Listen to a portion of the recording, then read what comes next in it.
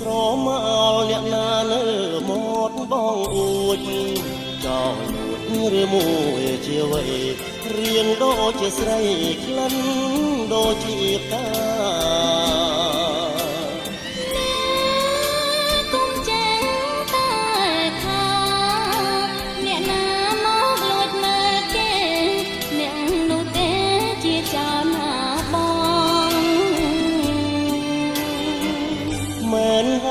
ចោលបងគឺចោលលួចចិត្តលួចស្នេហ៍អូនមួយជីវិតសូមតែអាណិតសូមតែមេត្តាទីនេះគ្មានទេស្នេហាចិត្តអូនរឹងជាងថ្មដាពាក្យស្នេហាមិនចង់លឺឡើយយ៉ាងស្ដាយក្រមុំព្រមចារី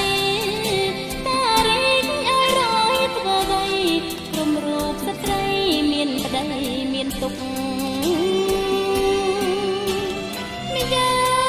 ងជាកូនដែលបាត់ឪពុកការងារគឺជាត្រីមុខចង់ជួបឪពុកជាងជួបស្នេហាឲ្យតែព្រមស្នេហ៍ឲ្យស្នេហ៍ដោយស្មោះគ្រូបងប្រមាត់មើលចុង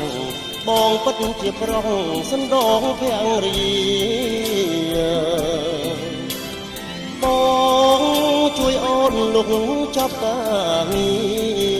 រឥឡូវសូមតែវាចាមួយម៉ាត់មកថាមេត្តាបង